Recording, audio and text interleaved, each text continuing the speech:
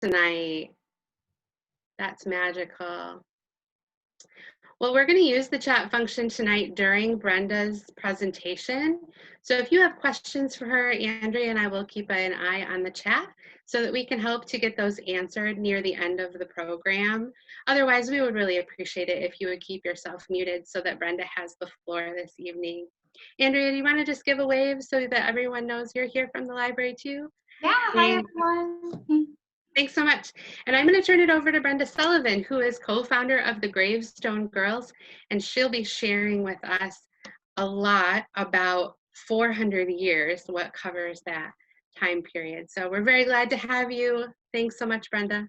Great, thank you, ladies. My thanks to both the libraries and the Historical Society for hosting us this evening. Sean is right, usually I am there at the end of September at the Bewitching Peddlers of Halloween, a fabulous art show that takes place at in Marshall on the fairgrounds. And we had originally planned to do this live and in person, but the great thing, if you could say there's such a great thing about the pandemic, the current situation, is that we've all pivoted and we've all learned how to do things virtually. So we are still able to get together. So I have a tremendous amount to cover with you. We'll take questions at the end. You may find that I answer it along the way, but I'm happy to take questions when we are finished with the presentation. So let's get going. So I'll tell you just a little bit about Gravestone Girls. There are 3 original Gravestone Girls. That upper left-hand photo is the Gravestone Girls in their natural habitat. That's me on the right with the sunglasses and purple boots. My beloved web mistress, Zipporah, who keeps us looking good on social media, is standing to the left. And then seated is my unconventional conventionalist, Maggie. Maggie and I grew up together in central Massachusetts. Melissa grew up out in the western part of Massachusetts, and separately and together we have been traversing graveyards for many years. The Gravestone Girls' mission is to keep our dead alive by preserving cemetery art and history. Shameless self-promotion, gravestonegirls.com, that's the website. Facebook and Instagram is Gravestone Girls. And in addition to these kinds of programs, Gravestone Girls do other things as well. We lead cemetery tours. So if you can remember way back when, to real life walks out in the cemetery. We teach gravestone rubbing classes. And on the lower right-hand corner, you will see an example of the gravestone replicas that Gravestone Girls make. So they are castings directly from the faces of original colonial New England gravestones. They're elements of the larger stones that are still out on the cemetery landscape. They are decorative in nature. They have hooks on the back to hang. We also make magnets and coasters and frames and mirrors and all sorts of goodies. And that's what brings me to Marshall every year to the Bewitching Peddlers of Halloween. So before we get going, we have to answer 2 questions about the origin and the evolution of the cemetery. So the questions are, why do we bury the dead, and where do gravestones come from? We bury the dead because we are human, and we only have a certain amount of time while we're here. And when someone dies, we have to dig a grave and we put the body in the grave. And early on, we covered that grave with stones, piles of stones. So that's where the term gravestone comes from. Those piles of stones on the grave served a couple of purposes. One, to tell you where you put someone in case you want to go back and visit or memorialize. It shows you where you put someone when it comes time to inter someone else, so you don't disturb the folks that are already buried. And that heavy pile of rocks served a very practical purpose from keeping the wild animals from getting into that freshly dug grave, that freshly overturned earth. So the archaeological record suggests that 50 years ago and even farther back, humans believed that in addition to this world, there was probably something else after it, and we prepared for it while we were here. That upper right-hand picture shows a very simple grave, but it shows grave goods in the grave. So those pots may have contained food, oils, beads, or other objects that might have been needed by the occupant when they got to the destination in the next world. Aren't those big pointy things at the bottom of the screen really just big old gravestones? They mark the spot where Pharaoh is buried, and they contain wonderful things that Pharaoh needs for the next world. Now, I can talk about 50,000 years worth of history, but we don't have that kind of time. So I'm going to get to the good stuff. I am going to walk us through the three major eras of gravestone and cemetery / graveyard, because there is a difference, of the New England, well, of the United States. So we're only going to focus on what's going on here where we live. And I'll start with the first period, which is the colonial period of the 16 and 1700s in the Northeast. We will then, and on the left, that picture shows you an example of a very common looking colonial period graveyard. The photo on the upper right is a shining example, a very common example of a rural garden cemetery that turns up as the second period in the 19th century. And then in the lower right-hand corner, we're going to take a peek in the modern cemeteries of the 20th and 21st centuries. So one of the things I want you to know as we go on, each of my slides is going to have a heading like you see here. So that top line will tell you what we're looking at. And last year when I was at the Bewitching Peddlers of Halloween, I also stayed long enough to do a program in Battle Creek. So I did a program like this for their library, and I got out into the Oak Hill Cemetery in Battle Creek and took some pictures. So I used some of those tonight. And Shauna was nice enough to give me a couple of leads on some of the area cemeteries, both in, wherever I am, in Nashville and in Marshall. And I tried, through the beauty and the power of the internet, I tried to pick up some photos from there as well. So I've tried to label those in some of the pictures that you'll see as we get into the later periods. So this is a very typical colonial New England burial ground landscape. So at the time, they are graveyards, they're burial grounds. They're not necessarily churchyards. It depends on which church which denomination they're attached to. But this is a very typical Puritan colonial New England graveyard. When you see this kind of landscape in New England, know what you're looking at has absolutely changed over time. And you can tell by the nice, neat rows that are on the landscape. Those rows come about because over time, these spaces get changed for a good number of reasons. We move things as we need space to put in new roads, widen existing roads, maintain the lawn, maintain the grounds, and certainly over different periods of times, just from an aesthetic point of view, people will come in and reorganize these graveyards. And it sounds really wrong nowadays because of the way we look at history and the way we look at historic preservation, but it was very common to do at the time, really right up into the 20th century. I just got finished saying that the graveyard at the time is typically not near a church, not near a physical church. And yet I'm showing you a slide with a big, white, beautiful New England white steepled church.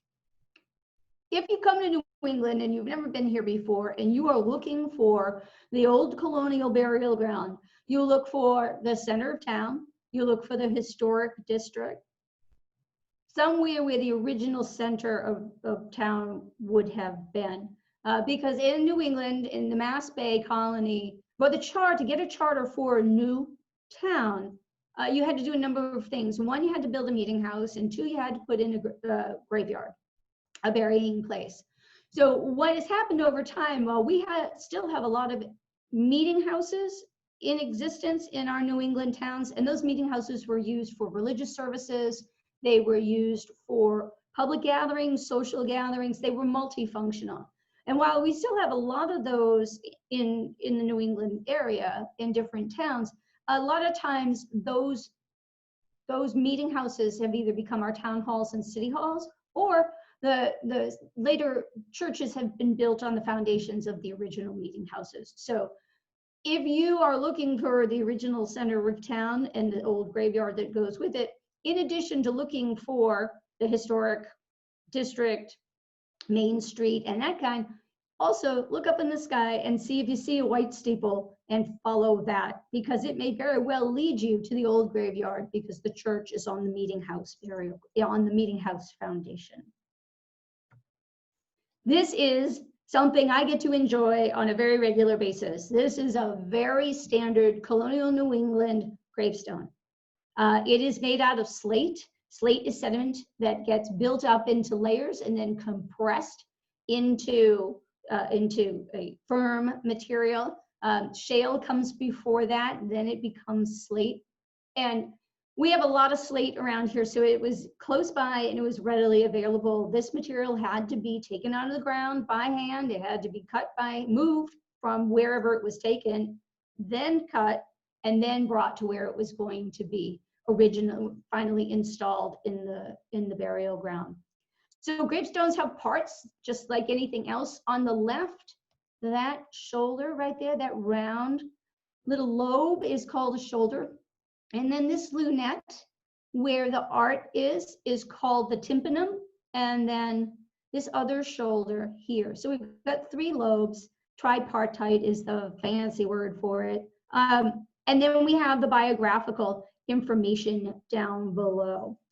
If you go out into Western Mass or down into Connecticut, their local material would have been sandstone out of the Connecticut River Valley. So the imagery, the symbols will look similar, but the gravestone material will be different. So it'll be a red sandstone or a brown sandstone. These guys start showing up in the late colonial period, which is the last quarter of the 1600s and into the 1700s. Look at all my beautiful faces here. These are winged skulls. They're called death heads. I get asked, what on earth were they thinking putting skulls on gravestones? I need you to put yourself in the shoes of the people of the time. Life is very hard. It's a struggle just to survive every day. You're really working to take care of yourself and your family, keep yourselves fed, keep roof over your head, really just trying to survive. And it is an atmosphere of the time that death, they recognized, was omnipresent. It was around every corner. It happened to people very regularly. And so it was omnipresent. And it was something that, because the people of the time were very religious, they were very superstitious, they were also really interpreting the Bible to the letter. So you had one immortal soul. So this is all Christian-based iconography and ideology. So your one immortal soul is what you are responsible for while you're here. And what you do as a human, as a person, as a member of society, what you do here is what you were judged on to determine whether you got to the next world. So these symbols, they're very obviously scary. They're obviously a warning. They were a picture language to the people to check their behavior, to remind them of their mortality and their morality. In a climate where really the slightest transgression might be the difference on that mark against that immortal soul, making it the difference between going to heaven or heading south. And we also use the skull to show the idea of being human. So when we die, the bones are what remain.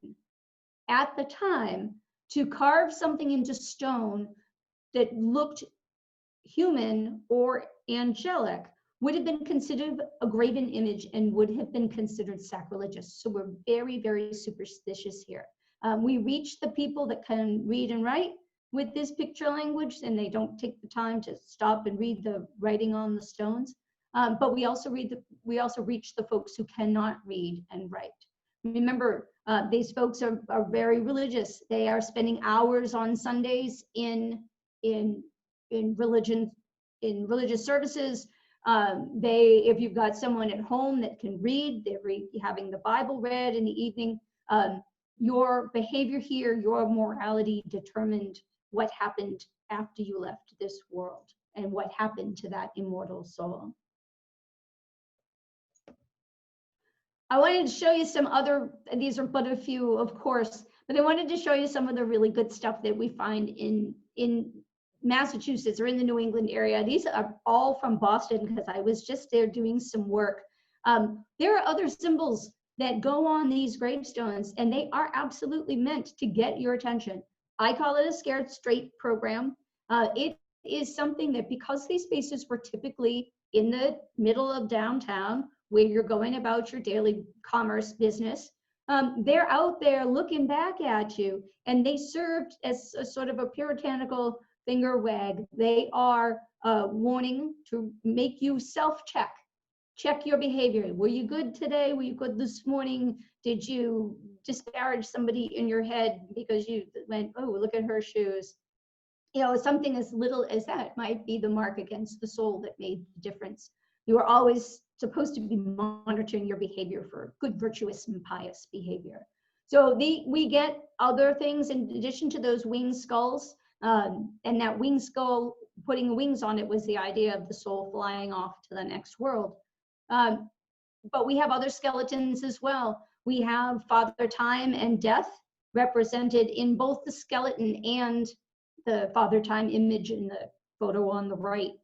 They are sort of one and the same. They serve two roles. They have a codependent relationship, and they are snuffing out the candle. That's their job. That's what they're doing. Mortality is trying to stay alive, but Death and Father Time are coming for you inevitably and eventually. We might reap you with the scythe. That's what Death does, right? We also often see Father Time carrying the scythe.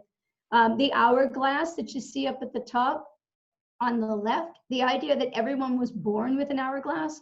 You have a certain amount of sand. You don't know how much sand you have, but that glass could run out at any moment, and you were to be prepared for it, again, through the work that you did while you were here, because you don't know when that last grain of sand will fall. A little fun fact, when you see crossbones like that, like those hovering over that hourglass, they're long bones. They are typically thigh bones.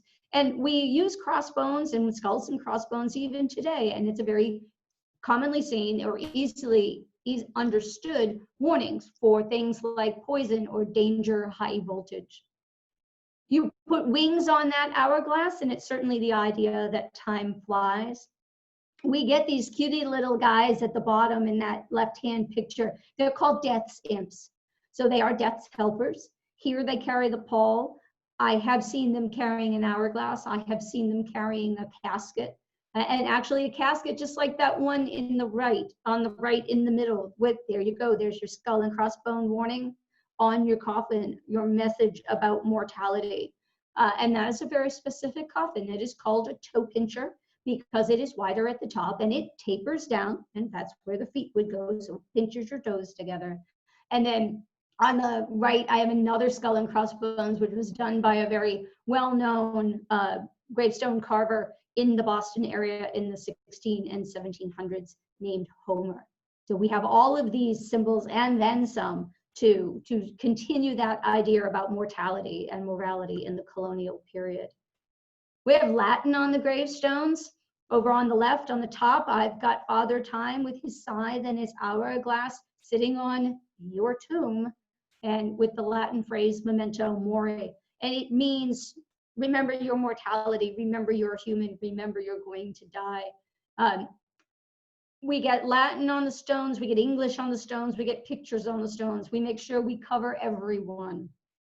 That beautiful stone on the right has a fancy Latin phrase on it, but in the 16 and 1700s, I do not need to know Latin, and I don't need to know Latin in the 21st century to understand the message that this gravestone is sending.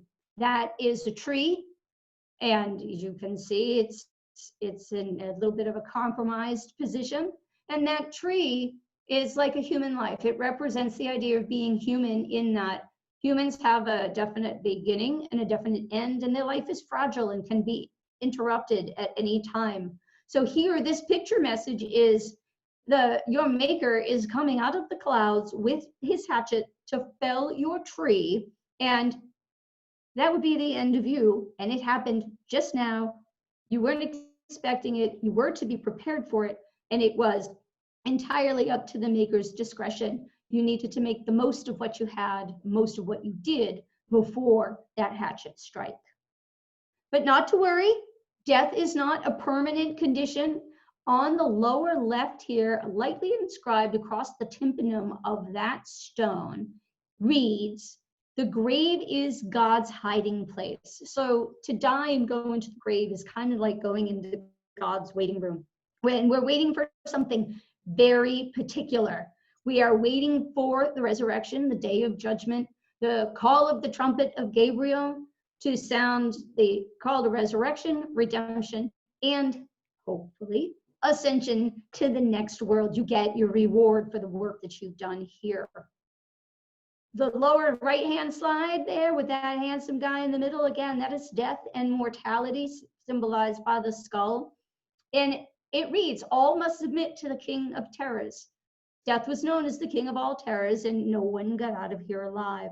But if you keep reading, there is hope. It says, through Christ, we conquer, rise, and reign forever. The promise that there will be more after this. As we come into the close of the 1700s, there's big changes happening. We've had a revolution, and we have decided that we want to govern ourselves. So the founding fathers of the country are working on ideology to model this new nation on. And they look back at the very ancient and the very successful societies of the Greeks and the Romans, who were the founders of the concepts of democracy and the republic, the idea of the people governing themselves. And while they're working on that ideology, there is real-time archaeology going on in places like Pompeii and Herculaneum in Italy and all throughout Italy, all throughout Greece.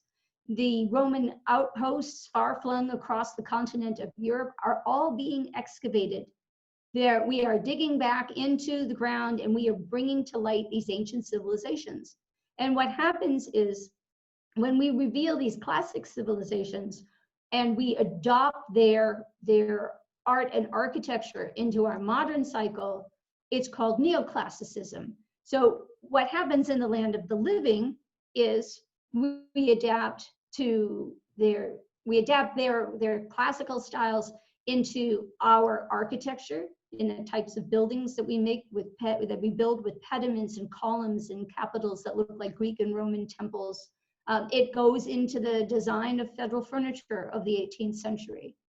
It affects the way people are dressing and everything in the land of the living. And so certainly what happens in the land of the living happens in the land of the dead.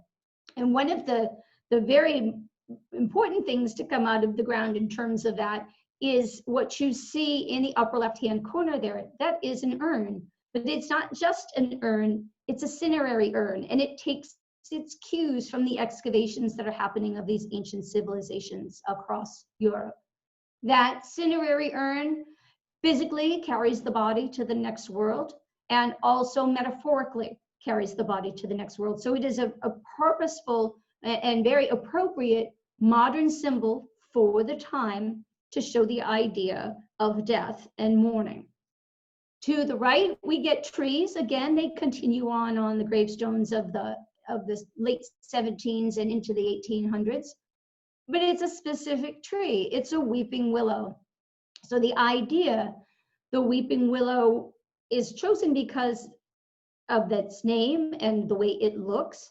It is a perfect symbol for mourning and sorrow. And again, the tree is the idea of, like human life, that it is fragile. It has a definite beginning and a definite end, and it can be intercepted and interrupted at any time. And I use this one often, this tree, because not only is the tree split to show the idea of life interrupted, but also you can see there's two additional little chisel marks there that make basically a bud, a sprout of a new life, the promise at the end of this life, there will be another life coming from that end. So we see these on the landscape in New England and now spreading out across the country in the late 1700s and firmly into the 1800s by themselves, as well as that example in the lower left-hand corner of the urn and willow together. So the urn being something deceased and the willow, the tree, being something living. So I have a beginning and an end. I have that relationship. And I wanted to use this, like I said, I harvested some photos off of the internet. So I got some stuff from Find a Grave. I got some stuff from the US Gen Web, and some other public photos that were posted. So I wanted to try and pick things that I would find if I came to Marshall or to Nashville. And this one in the lower right-hand corner is a beautiful example of it. There's your weeping willow, and you've got the hand in the book too, which I think we're going to look at hands in a little bit. But the idea of that finger pointing to the next world, and also perhaps holding the place in the book of life or the Bible. This looks really different from that colonial New England graveyard, doesn't it? This is the first time in this country where we bury the dead that we call it a cemetery. The cemetery takes its word from a Greek word. It takes its meaning from a Greek word that means sleeping place or dormitory, and it really reflects the change in attitudes of the people of the 19th century in terms of mortality and living and dying. So this is Mount Auburn Cemetery. It is in Cambridge. It was established in 1831 by the Massachusetts Horticultural Society. It was started at about 75 acres. It's now about 175 acres. But it took its cues from places like Père Lachaise Cemetery in Paris, English Gardens in the UK. It was meant to be an open green space. So it reflects a whole number of different things. It is a complete departure from the colonial New England graveyard. It has green grass, trees, rolling hills, pathways, ponds. The monument material itself is different shapes and sizes. It's even different material. So it reflects the idea that we are moving from the farms to the cities. We are going to work in the factories. The mechanization of those factories are making life much easier. We're not spending all our time just trying to survive. We have access to goods and services much more readily than we did before. This is a time also of writers like Hawthorne and Thoreau and Longfellow writing about preserving nature, communing with nature. This is a time of the Victorian sentimentality about the next world. So the spiritualists and the transcendentalists are out there communing with the spirits and communing with nature with their Ouija boards and their seances. This is a completely newfangled concept in this country, the idea of the cemetery and the idea of the cemetery as open green space. And it becomes a tourist attraction just as much as it is today. If you came to Cambridge, one of the stops on the tour is always to go to Mount Auburn if you come to Massachusetts and come to Boston. And it brought people to this open green space because this is a time where this place to go and roam and commune with nature is 4 miles outside of downtown, dirty, filthy, industrialized Boston. So it really sparks this cemetery movement, or this rural garden cemetery movement across the country. And many cemeteries move on to adopt that kind of landscape as well. And I have a couple of Michigan examples here. The top one is Oak Hill Cemetery, established in 1844. That's one of my photos from when I was in Battle Creek last year. Looks really different, right? We've got grass and trees, and we've got monuments of different shapes and sizes. And all those pointy things you see are obelisks. They are actually an Egyptian revival idea. And so again, another nod to classicism. And then online, I was able to find the front entrance of Lakeview Cemetery in Nashville. Now, I can see the trees, I can see the way the landscape is, and certainly by the name Lakeview and then Oak Ridge in Marshall.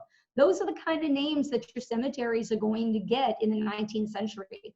Even if we take existing graveyards, we will often update the names so they are now the center cemetery instead of the old burial ground. So you're going to have, on all three of these, we have Oak Hill, Lakeview, Oak Ridge. We've got that tie-in with nature.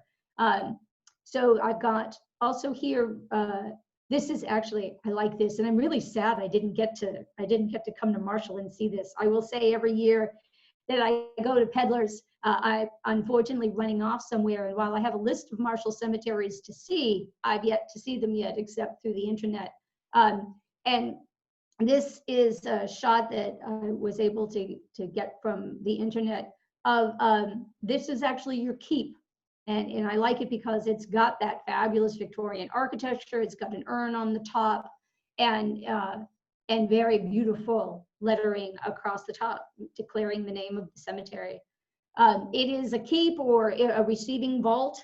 It is where we once upon a time put the caskets, where when winter was on and it was too cold, the ground was frozen, it was too cold to dig a hole into the ground. So we kept them in these receiving vaults until the spring, until we were able to go out and dig a grave and give a proper burial. And Oak Ridge, I learned, 1839. I'm unclear what year Lakeview was established, but I can tell by its name and by its landscape that it certainly appears to be established in the 19th century at some point. Much softer symbols nowadays in these 19th century cemeteries. No more hatchets, no more wing skulls and bones, and no more really in your face, brutal, primitive kinds of symbols. We have, like in the upper left-hand corner now, instead of the hatchet, the angels come and carry us away out of our beds and off to the next world. We break our chains. We receive the key to break our chains and get out of this world and on to the next. There's certainly still plenty of classicism to be seen. And here, again, we have urns on that bottom photo on the left, and we also have lamps. So the lamp that lights the darkness and also the illumination of knowledge and enlightenment. Upper right-hand corner, I've got a really spectacular winged hourglass in the neoclassical pediment, that triangular pediment at the top of that architectural building, which I believe is a mausoleum, if I remember correctly. Down below that, I've got lambs. And then below that, I have a dove. And that dove I found in Lakeview. Softer symbols, certainly, but specific symbols often for children and young people. So the Lamb of God, the dove of peace, the Holy Spirit, all innocence symbols, and often, like I said, very much used on small children and young people. This is probably a good time to talk about the material marble. So I told you about the slate of the colonial New England gravestones. When we get into the 19th century, not only do we change the landscape, but like the pictures of the rural garden cemeteries you saw, we use new material in our gravestones. So we use marble. Marble is now more readily available because we have waterways and railroads, and we have ships going across the ocean and bringing back marble from places like Carrara, Italy, or other parts farther out of the out across the country, as well as in the Midwest and out in California. There are marble, in down south in particular, you've got some great marbles. You've got them as more readily available materials, so sandstones and marbles. And marble was chosen to be the big gravestone material of the 19th century because in and of itself, it's white and bright. So it is symbolic all by itself of purity and heaven. Unfortunately, geologically speaking, marble is a very loose-grained, very porous material. It is easily eroded by wind and rain. It also absorbs the pollutants in the air that cause it to turn color like this and turn black. The black can be cleaned, but and don't clean anything unless you know what you're doing. But once the material is eroded away, and I think that sleeper in the bed in the upper left where the angel is a really good example of erosion. At one point, there was a face there and an expression, and you could see the arms and much better, and there was detail on the angel's wings and all of that. And once that's eroded and gone, unfortunately, it's gone for good.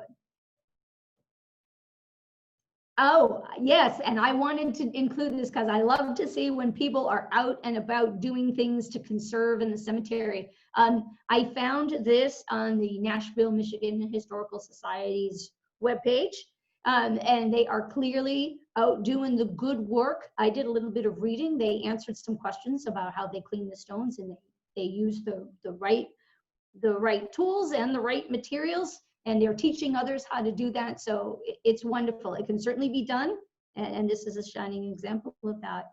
But it needs to be done properly. So if you're going to go out and clean gravestones, make sure you learn from someone like your historical societies that are already out doing the work. They'll be more than happy to teach you because they need all the hands. The cemeteries need all the hands they can get. So this is an example of the Kellogg family. He had a great name. His name is IN. His initials were IN, and it escapes me what the IN was for, but he had the best name and the best nickname in his initials. So that is the monument on the left before it was cleaned, the monument on the right after cleaning, and then the monument again, same monument, with its urn restored and put back on, reattached, and nice white bright. When you go into the 19th century cemeteries and you see all these dark stones, use your mind's eye to survey the landscape and imagine what it looked like when those stones were new and they were sharp and crisp in their carvings and white and bright on the landscape.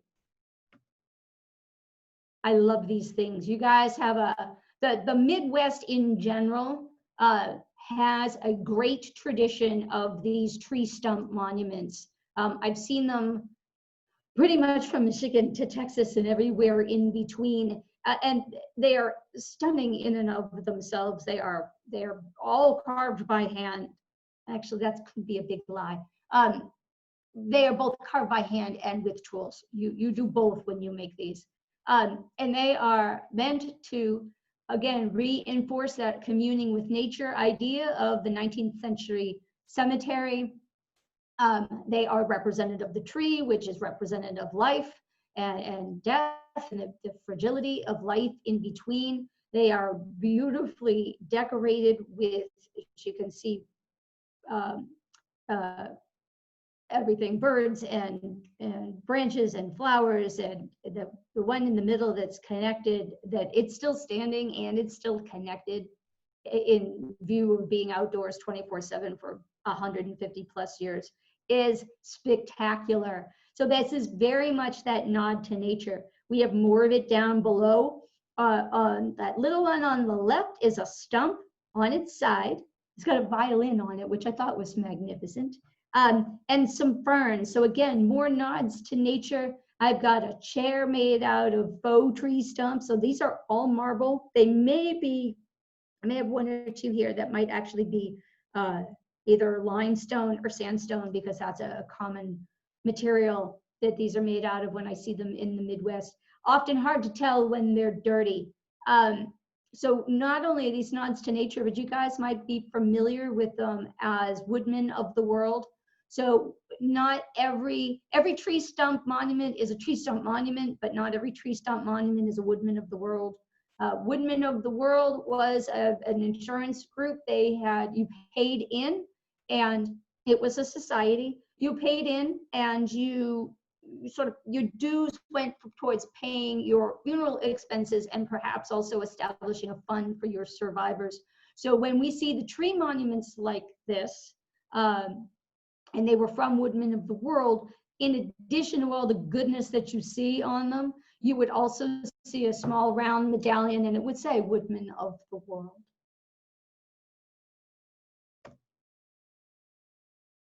There's that pointing finger I was talking about that we saw from Lakeview in the last slide with the willow, and this one in the upper left-hand corner. While he's dirty and is a little hard to tell, hard to see, you've got that pointing finger. There's the closed hand and the pointing finger, and it is pointing the way to the next world. So it is very much the same as that winged skull that we've seen on the colonial stones.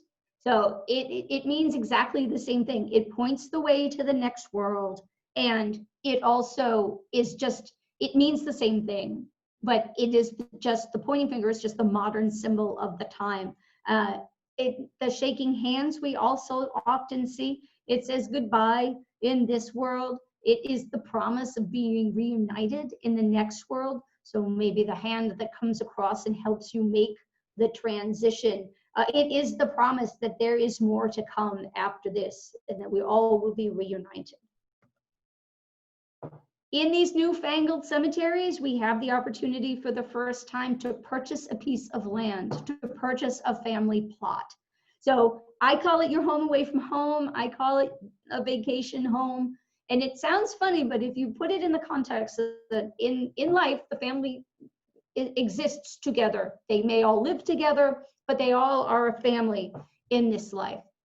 And one by one, they will pass away. And they will go to this family plot where one by one, they'll all come back together. In family plots, we often do something to mark the foundation. So we might put curbing down on all four corners to show a foundation. We may do something like this in the upper left-hand corner. This is, if you don't recognize the K's, this is the Kellogg's in Oak Hill. And we do something to make it like home. So here's my foundation. I've got my fencing. I've got, in both of these, I've got a walkway that comes up to a spot that is open like a door, a definite place to pass through as if you would cross the threshold and go through the front door. So when you have one, and then you have someone else have a family plot and another one and another one and another one, as you look across the landscape of the 19th century cemetery, you end up truly with a neighborhood. And these cemeteries of the 19th century, they were very busy places. You came and you visited your family, your dearly departed, on a regular basis, not just on a special occasion. And you picnicked, you communed with nature, you visited your dead, and you visited with your other neighbors, your other living neighbors that were in the cemetery at the same time doing the same thing. So these are all the Oak Hill up on the left, and then that's Oak Ridge down in Marshall, which with that stunning tree monument in the middle really makes me need to get there next year. And also with these family plots, I think these are two really good examples to show you that in these family plots, we've moved to a central monument, and that central monument will tell you all the names and the dates and all the biographical information. You may still have headstones surrounding that central monument, marking the individual interments, but those headstones may say just first names or initials, nicknames, or something like mother or father or sister or beloved or something like that. The central monument contains all the detailed information.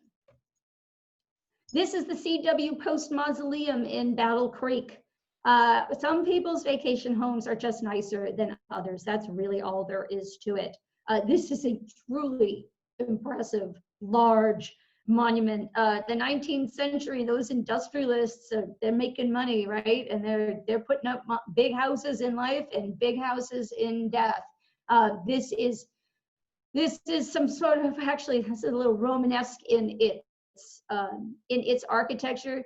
It's, so again, classical in style, and it's got those giant, fabulous urns outside the door, flanking either side. It's got a grand staircase going up to it, and often when they're a little smaller, because I'm not very tall, but the smaller ones, the doors aren't so high, and I can peek in through the top of the door. You can see where there's lattice work. That certainly I should be able to see through the door and look inside.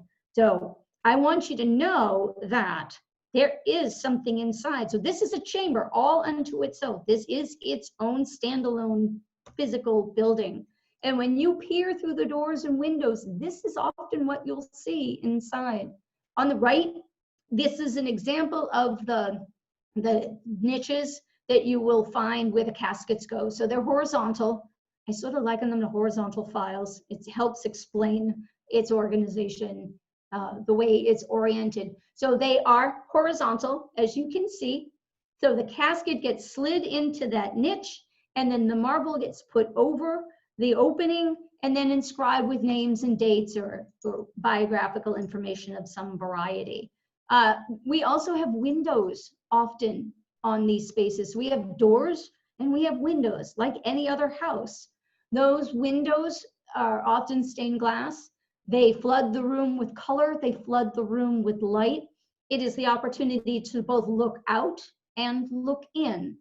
The windows will often have, like this one on the left, this beautiful angel, the windows will often have religious symbols on it, a religion motif, a religious motif.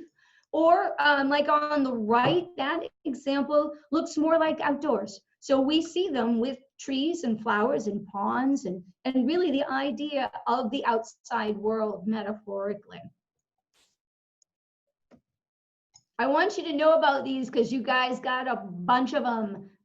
These were all ones that I found in Oak Hill, in Battle Creek last year. I see a lot of them in the Midwest. I see a lot of them out on the West Coast too, and certainly we have them here. These are called white bronzes, affectionately called zinkies.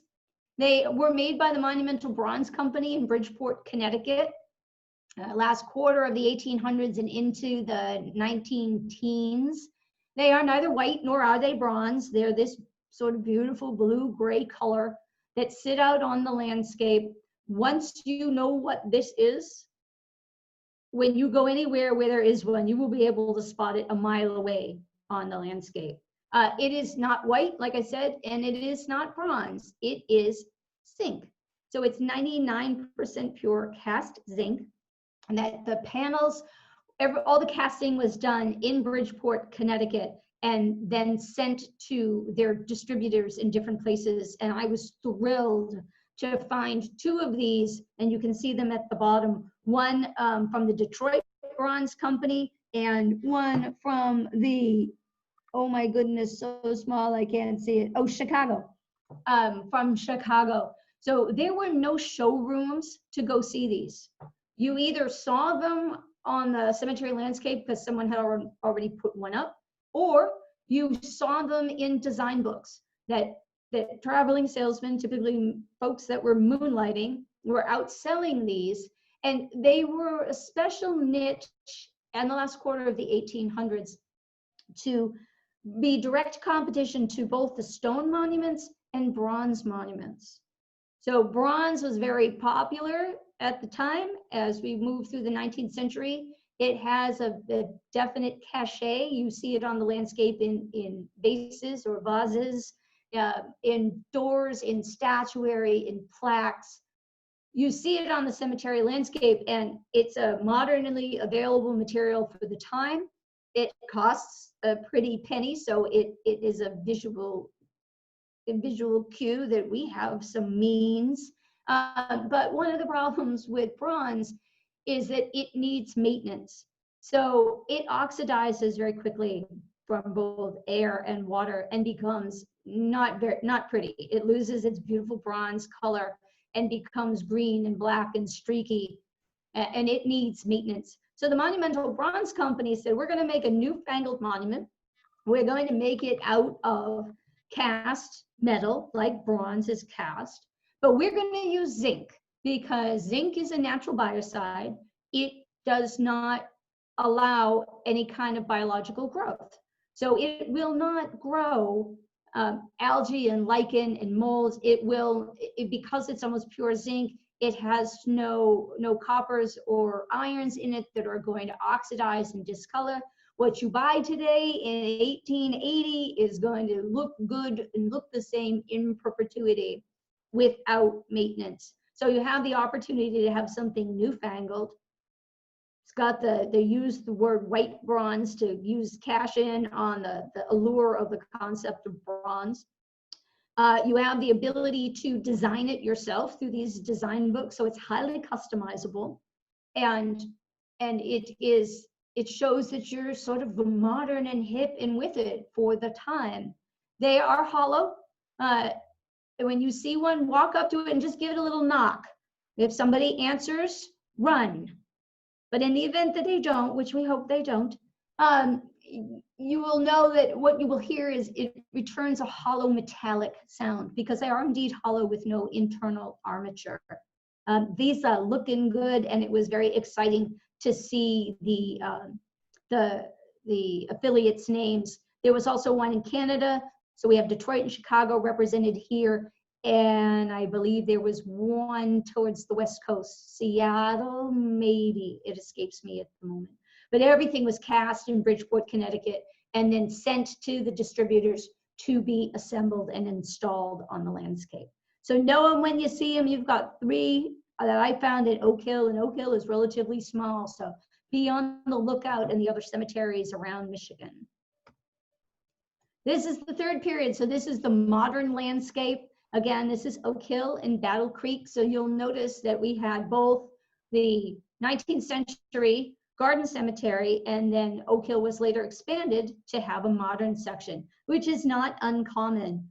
In New England, we have cemeteries that have all 3 periods represented on the landscape. And this looks really different. And it looks different because we've made another shift as modern people. We are coming out of the Victorian age. We are coming into the age of arts and crafts. We are coming into a more modern time. There's a backlash against all things Victoriana with the over emotion, over ornamentation, that high frenetic sentimentality. And all of that combines into the arts and crafts movement to say, we want to relax a little bit. So we want to slow down. We want to get back to nature. It's also a backlash against the mechanization that really marks the 19th century. So we want to simplify. So in the land of the living, the arts and crafts movement goes back to handmade furniture and handmade goods. The architecture simplifies to an arts and crafts style. The people simplify, they're cutting all that hair, the men are shaving off those big beards they've been cultivating for decades. Corsets are coming off, bustles are going away, hemlines are coming up. We are relaxing, and we are the modern people. So that happens in the land of the dead as well. We want to take that busy Victorian landscape and we want to make it more pastoral. We want to make it more easy on the eye. We want to be calmed when we look across the landscape. We have newly available material on a large scale in granite. So the mechanizations of the 19th century has given us pneumatic tools, so air-powered tools, water-powered tools, to get this very hard rock out of the ground and work with it, not just for large, impressive buildings, but also for smaller and more daily mundane things like gravestones. 2 other things that influence this landscape: medicine. Medicine moves at a rapid pace. It comes out of being an art form in the 1800s and moves rapidly through science as we come racing into the 21st century. In really less than 125 years, we've gone from understanding bacteria and viruses and to being able to map our human genome and transplant our organs and do all sorts of things that save life over and over and over. So we've managed to cheat death on a very regular basis. So death becomes a topic we don't talk about as much as modern people, and certainly we don't talk about it the way the Victorians did in the 19th century. And the other thing that influences this landscape is death itself has changed. So we no longer get sick and die at home as they did in the 19th century. Our family no longer takes care of us until our dying breath, washes the body, prepares the body for the wake, holds the funeral, transports the body to the cemetery. All of that, what used to be very much a family affair. And what took its place was the funeral director. And the funeral director began to be the one that came to the house and got the body and moved it out. Later, we get sick, we move into care facilities that maybe make us better or maybe help us get off to the next world. So the funeral director comes along and collects us wherever we happen to be and moves us to the funeral home. And the funeral director is the one that takes care of us, bathes us, clothes us, embalms us if we choose to be. And if we are embalmed because we're going to have a viewing, the funeral director's job is to make us look as lifelike and as real and as original as possible. So it gives us back a living impression, although we are dead. So all of those things come together to make this landscape look the way it does, and that the information on the gravestones, particularly through the 1900s, was pretty simple. We got names and dates and not a whole lot more. The good news that I'm able to report from the field, as I would say in the 70s, but definitely once we get into the 80s and going forward, we decided to take that narrative back. We want to say who we were, and our families want to say who we were as individuals and as humans. So we start putting information on gravestones. Oh, and before we do that, oh, I forgot to tell you about this. See, I told you I had a lot. I blew my segue, but that's okay. Yeah, I'll understand. So one of the other modern things on the cemetery landscape in the modern times is this idea of the community mausoleum. This is in Lakeville Cemetery in Nashville. I put a picture underneath it. It's certainly not the inside of that community mausoleum, but if you walk through the door in Lakeville, this is typically what you're going to see. Niches built into the walls. It's fully indoors. And this is some place where you can go 365 days a year, regardless of whether you can also have all your mementos out there. You can leave flowers and personal mementos, and you don't have to take them up because you don't have to worry about the lawnmowers. So it's multiple. It is a way of the cemetery extending space, because space can often be limited for interments. And it's just it's a more modern way of burying our dead, even though they're not buried in the ground. If you go to Europe, these kind of walled community mausolea, both indoor and outdoor, are very prominent. So this is the part where I wanted to say that we put symbols on our modern gravestones to talk about who we were and what do we look like. I can see these people. I can see faces of people from their gravestones that I may have existed with at the same period of time, but never had an opportunity to meet because of the limitations of time and space. So the lovely lady in the middle, that photo is called a photo ceramic, because it is a photo that's been attached to a piece of ceramic and then sealed up, and then that photo ceramic is attached to the face of the gravestone. The smiling lady in the lower right-hand corner is called an etching, gravestone etching, and actually the building above her and the farm on the top left are also etchings. We have a very fond desire for, we have a great fondness for black granite as current monument material, and it really lends itself to doing etchings because it's black. So it's black and shiny. It's that black shiny stone you see when you come into the modern areas of the cemetery. It lends itself to picture making very nicely. So these are often done by laser, but more often they're done with very talented people with diamond tip tools that actually etch piece by piece, bit by bit, stroke by stroke into the face of the black granite to result the picture that you see. So those are my types of pictures. And then, you know, who were we? We were farmers. We had large farms, and it even says the name of the family farm on the barn. We served our community. We drove the ambulance. We served our country. We were in the military.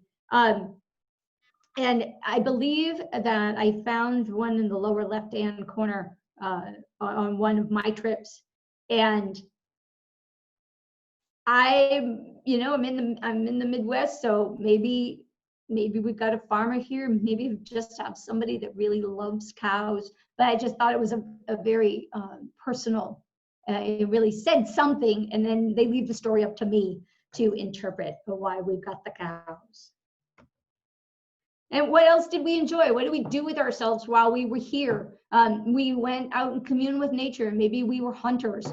We went fishing. We loved our pets. I see lots of cats and other pets on gravestones. And we had hobbies. We bowled. We sewed, whether we sewed for business or for pleasure, whether we sewed our own clothes because we enjoyed creating things. We sewed for our family. We repaired our family's clothes. And certainly we love our cars. I see lots of cars etched on gravestones. And if I knew my cars just a little bit better, I could probably figure out exactly what kind of car that was. And I love that it's got a sunroof on it. So as modern people, our modern cemeteries are more for just burying our dead. We do more than just take walks. We do more than just do the way we engage. We do more than just go on a cemetery tour. And this list is but an example of the many things I know cemeteries are doing to engage the community, to get them to come through the gates and visit and participate. And particularly, I see the 19th century cemeteries doing it. It's a genius way to make money, to help keep the grounds, to help keep the community engaged, help do restoration work, not just mow the lawn. So again, but a short list of many things I see. Beekeeping. We keep bee boxes. We keep beehives on the cemetery landscape. It helps the trees and flowers, but also we harvest the honey and sell it. And I can tell you, any of the cemeteries I know that are selling honey from the cemetery, there is a waiting list for it before it even leaves the hive. We make dog parks out of this space, which seems like it might be a little sacrilegious, but hang in there with me and I'll explain. It's open green space.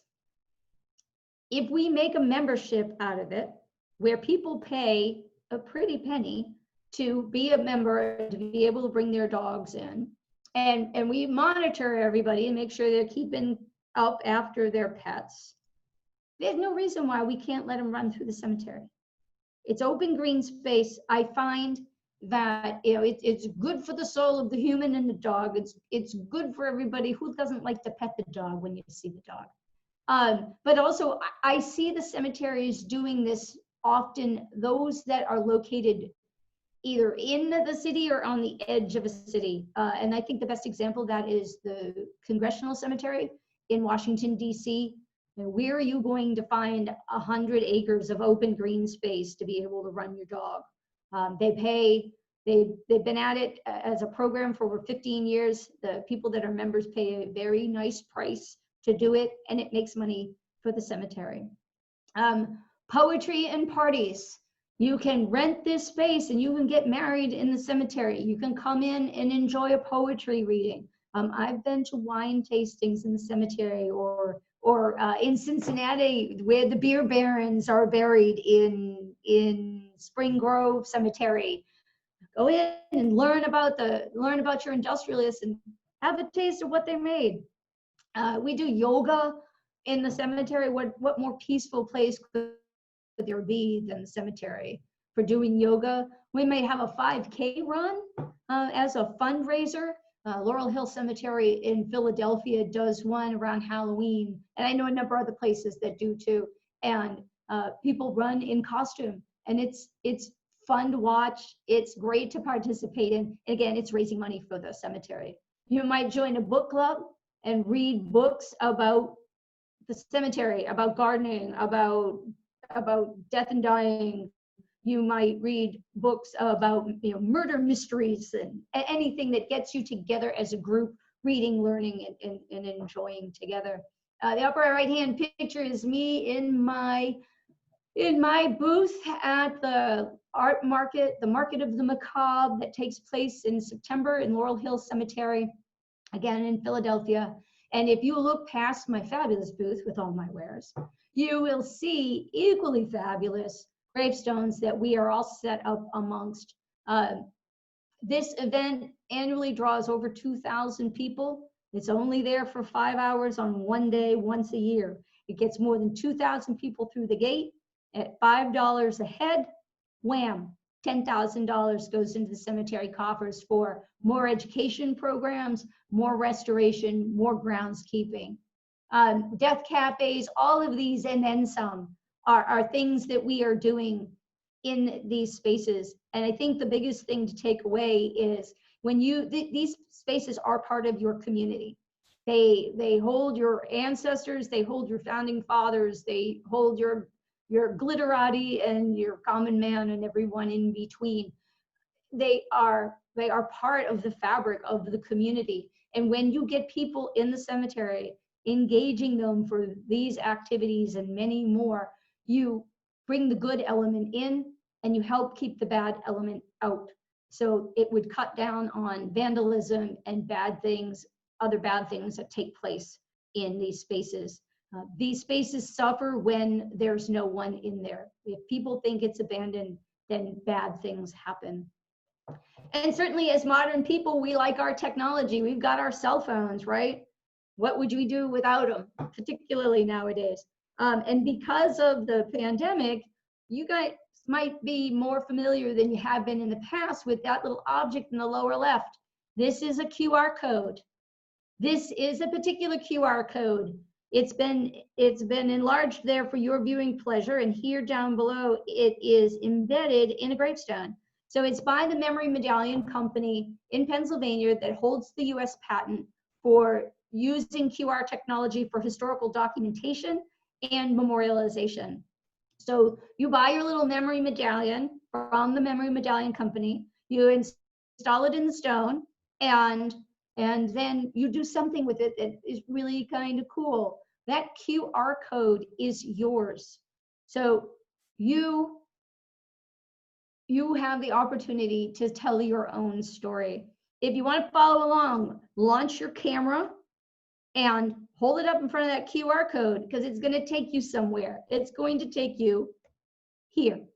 This is Miss Sarah Buchanan. She is the spokesmodel for Memory Medallion. And in addition to information like shades of blue were her favorite colors and daisies were her favorite flowers, she was also known for her famous family caramel recipe. So she did a 15-minute video on her that is part of her Memory Medallion to show us in the kitchen with her adult son how to make the secret family caramel recipe. So I know it sounds kind of crazy, but it is absolutely a way for you to say whatever it is you want to say about you, something for you to leave behind. You've got your own website with that Memory Medallion. You have your own website and 999 spaces to put pictures, writing, video. You can read your poetry. You can show us how to cook. Genealogists, put your genealogy information there. Your future generations will thank you.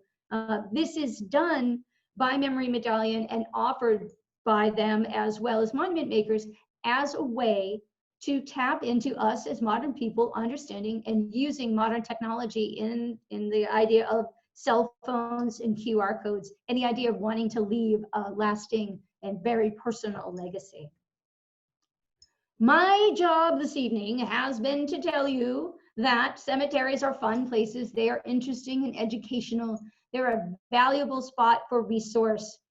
This is exactly what my cemeteries around here look like right now. All my trees are turning. Makes me sad because I know what's coming, but it's beautiful nonetheless. I told you I had a lot to tell you. I got a whole lot more I'll be happy to answer. I want you to know that on the Gravestone Girls website, amongst other things, there is a section called Learn. And in that section are links to a lot more reading and exploring for graveyards and cemeteries. There's a list of stone cutters and gravestone conservators. There's information about cleaning and a whole bunch of other things, including some handouts that you can download and print out that are a glossary of terms and covers a lot of the symbols and meanings that I talked about this evening. One last shameless plug for the girls, that even in the time of pandemic, we are pretty busy. We do virtual markets. We've got one coming up on Friday that lasts 3 days. It's the Darkstone Every Day is Halloween market. So watch for us online at that. The proceeds for they're collecting money and donations, as well as the vendors are donating a percentage of sales to the Mount Moriah Cemetery in Philadelphia, because the Darkstone market is held in Philadelphia, and this time of year is held under regular conditions in the Mount Moriah Cemetery. So again, the community is working towards helping restore spaces. And then I'm getting on the road tomorrow for Philadelphia Oddities Market in Glen Falls, right out by Westchester. And then the following Saturday, I'll be in Martinsburg, West Virginia. So if you can't come, I understand, it's a ways to go. But watch us online on Facebook and Instagram, because we'll be promoting what we're doing, as well as I plan to get out into some of the local cemeteries and go live, and you can come. It's a way for you to come explore with me. So enjoy it. My thanks to the lovely folks at the libraries and the Historical Society.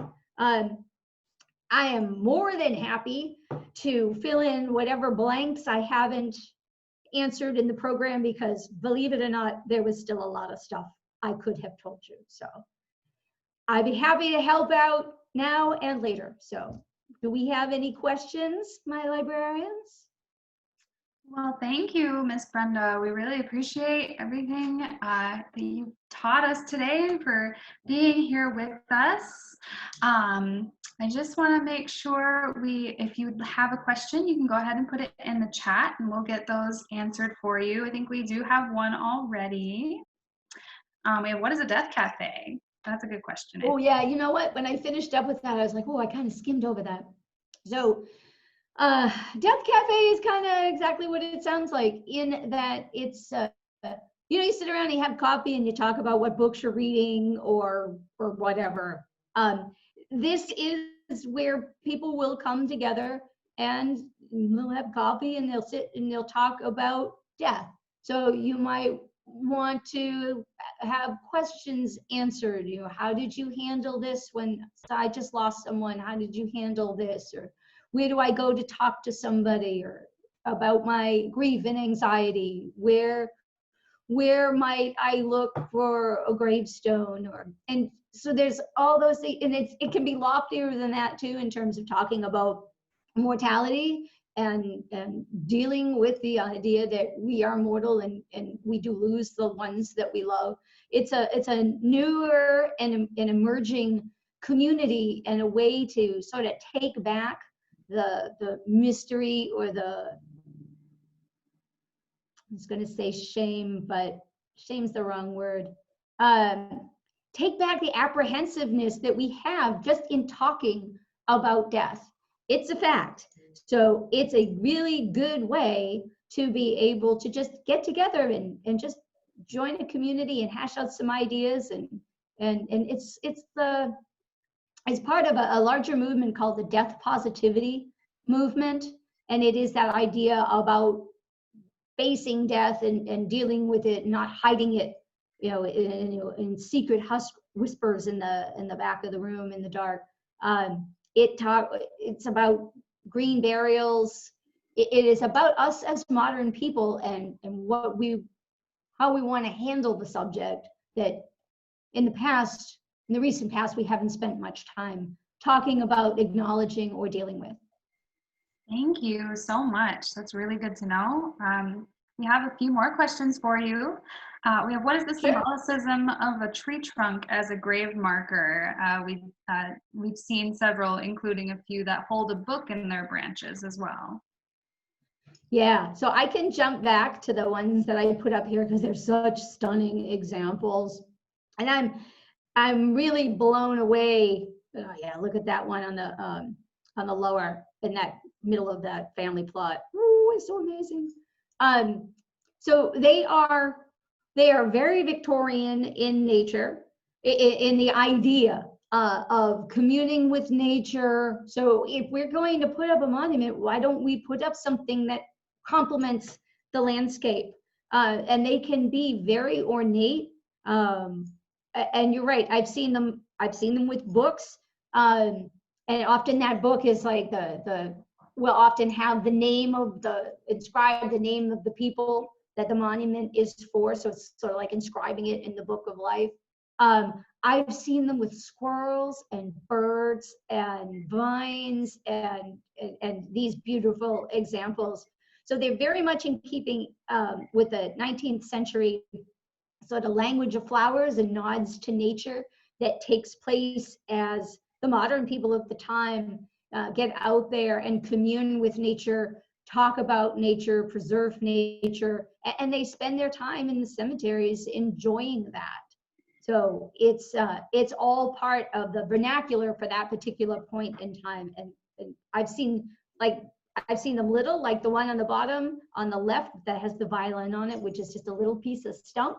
But then I've also seen them as grand and ornate as this. And there's actually a guy, I think he's in Indiana, Walter Arnold, maybe, sculptor is his handle on Facebook and Instagram.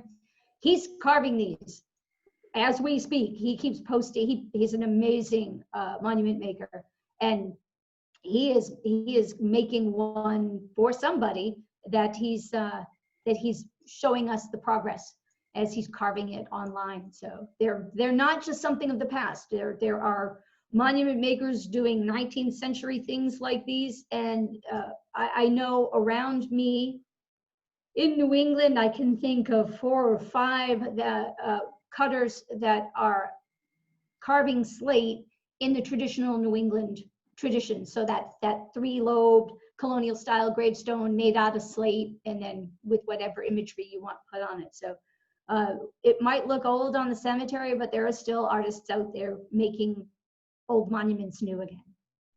That's excellent. Thank you. I think we have a few more questions that are specifically about various symbols, and we kind of were wondering, for example, in European tombs, there's symbolicism in things such as where the sword is placed, or if there's a dog present. And we were wondering if you address any of those types of symbols on your website at all, or if there's resources you could have for us. Yeah. Possibly. Yeah, so Europe is a whole nother lecture. Mm-hmm. I have had the great fortune to travel to a good number of European countries, and you better believe I was not missing those cemeteries.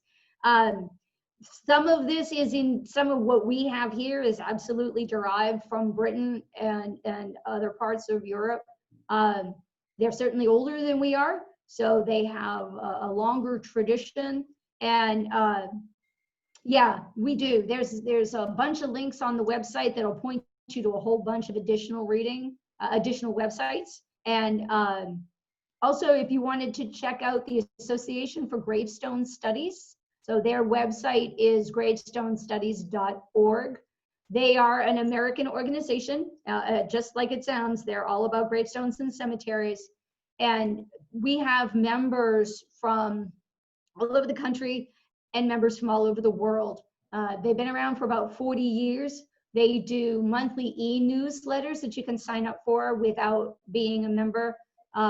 If you become a member, you have access to quarterly publications as well as an annual scholarly publication, and it's all contributions, it's all writings by members.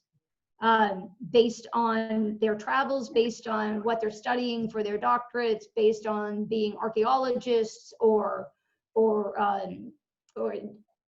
carvers or anything, or botanists, gardeners, landscape architects, anything you can think of. There is a tie to the cemetery and the gravestones there. So there's a great repository of writings, and heavily actually on the European stuff in the Gravestone Studies group. And we go to camp every year. So the annual conference is you know, the adults call it go into the conference. We call it going to camp, and it moves around every year to different places.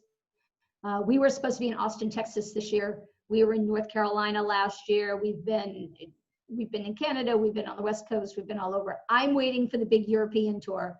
But yeah, so I've met a lot of folks that just write amazing content and a tremendous resource for information and learning more.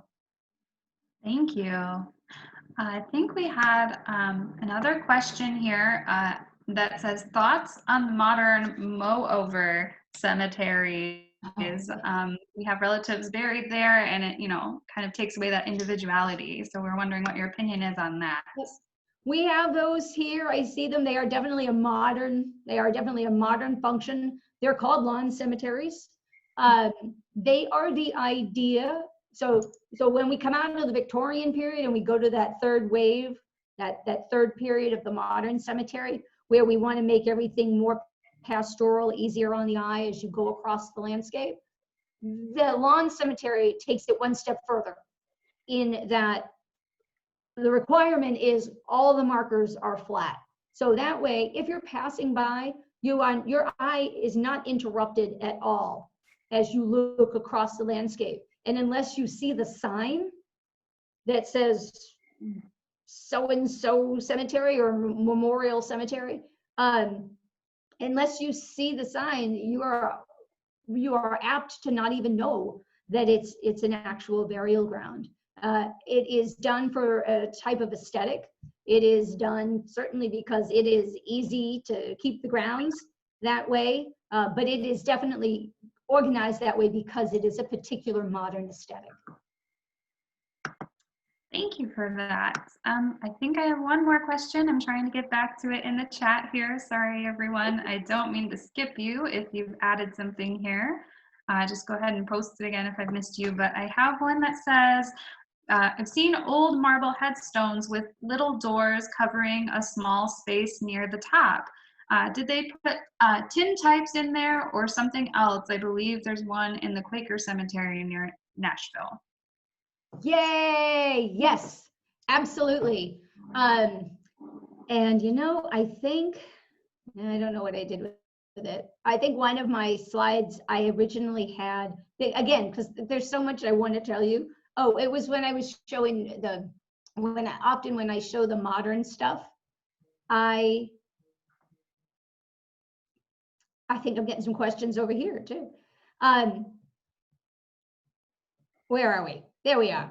So when I show this idea of the modern cemetery with pictures on it, I often use an example of a 19th century stone with a little cutout in it.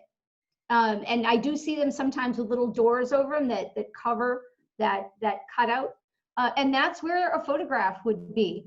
So photography was invented in 1839, and it doesn't take very long before it becomes a very readily available, very available to the masses.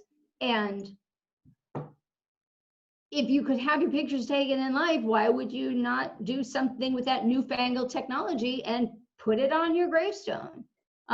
So when you find stones like that with little cutouts, I've yet to see one with a photo still in it. I have found recently that there's a lot of them surviving somewhere in Maine. Nobody wants to tell anybody where they are in Maine because they're still in the gravestones and they don't want them to be disturbed. So Maine's a big place. It's going to take me some time to track them down. But often, if you look at the cutout in the stone where that photograph would have gone, you can, between that and the death date, you might be able to figure out, was it a daguerreotype? Was it a tin type? Was it an ambrotype? Because the size of the plate is often a giveaway to the period of time for the photography, if that makes sense. Yeah, it's a fabulous thing. And when I see one, when I finally find one in person, you'll all know about it because I'll be posting it everywhere. I'll be hooting and hollering from the graveyard, and you'll all hear me in Michigan. I won't even need to put it on social media. Well, we look forward to that. I think in the interest of time, I don't think we have any time for any more questions. So if we missed you, I'm really sorry. We may have had some questions sent directly to our speaker too, where I didn't get a chance to see them. So I'm sorry about that. But we want to say a huge thank you to Putnam District Library and the Marshall's Historical Society for co-sponsoring and helping us make this evening happen. We're so grateful you were here tonight. Thank you for all of your wonderful information. I think everyone had a great time. I don't mean to speak for everyone, but I know I did. I would just like to let you know about a couple programs we have coming up at Marshall District Library, all virtual still, so you're welcome to join us from no matter where you are. You can come learn about invasive plant species in Michigan and their impact on our environment. I will send the link over in the chat here for you to register for that. That's going to be on October 20th at 7 o'clock. So here is that link for you. And we also want to invite you to join a virtual scavenger hunt. I know that sounds a little crazy, but we always have a really good time with these. We are going on a ghost chase, and we'd like you to just play along at home. You just need access to a tablet or smart device that will let you take photos. So there's the link for that one too. We're really glad for all of you to have joined us today. Thank you so much for coming today, really. Thank you, everybody, for coming. If you have questions, you wake up in the middle of the night with a burning gravestone question, send it to us through the website or through social media, and we'll be happy to chat some more. And when I come back for Peddlers, we will do real in-live programming. Maybe we take a walk. Maybe we do a gravestone tour. Yeah, that would be wonderful. All right, everybody. Well, thank you so much for coming out. We will see you next time.